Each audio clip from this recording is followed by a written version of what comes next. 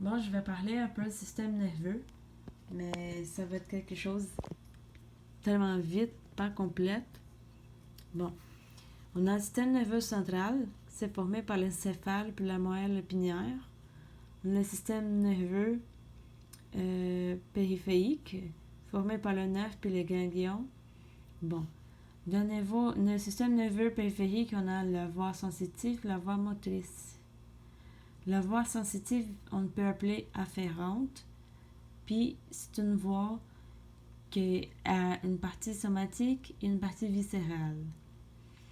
Puis la voie motrice, c'est une voie efférente. Même affaire, une voie motrice efférente somatique ou autonome.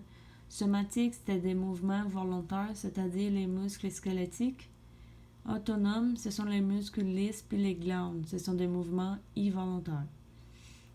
Bon, il y a les nerfs. Les nerfs qui constituent le système nerveux périphérique. Ils peuvent avoir deux classifications. Une classification structurale, de nerfs crâniens, puis de nerfs spinal. Le nerf crânien, ça sort du cortex cérébral. Le nerf spinaux, ça sort de la moelle épinière. La classification fonctionnelle, on a des nerfs sensitifs, c'est-à-dire des nerfs qui font les ponts entre un récepteur puis le système nerveux central. Le récepteur, mettons par exemple le récepteur de la douleur, le nocicepteur. Les nerfs moteurs qui fait la transmission de l'information du système nerveux central à des effecteurs. Et le nerf mixte qui peut avoir une partie sensitive et une partie motrice. Bon, ici, on a l'illustration d'une partie de la moelle épinière, un disque vertébral. Donc, ici, on a un ganglion de la partie dorsale du nerf spinal, c'est une partie sensitive. La partie ventrale, qui c'est une partie motrice. Donc, ici, c'est un neurone moteur.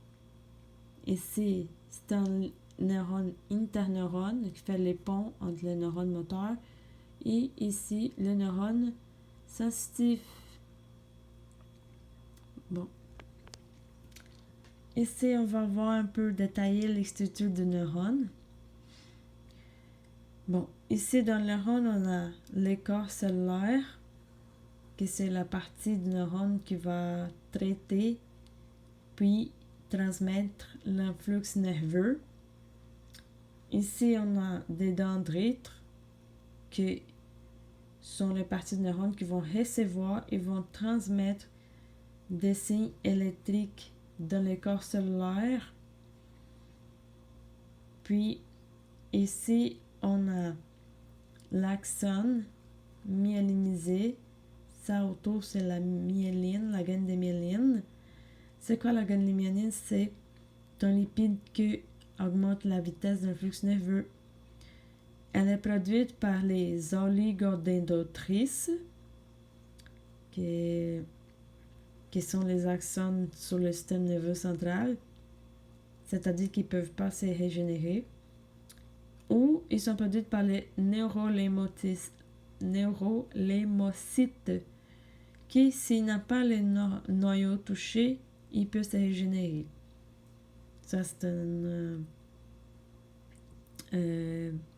la production de la glande myéline. Bon, donc, l'axone non myélinisé. Bon, l'axone au complet, ça va avoir la conduction de potentiel d'action. Puis ce potentiel d'action, il va arriver au télédendron.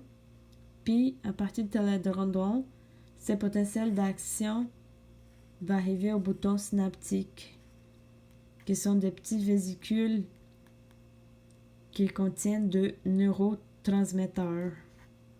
Bon, c'est tout pour le neurone.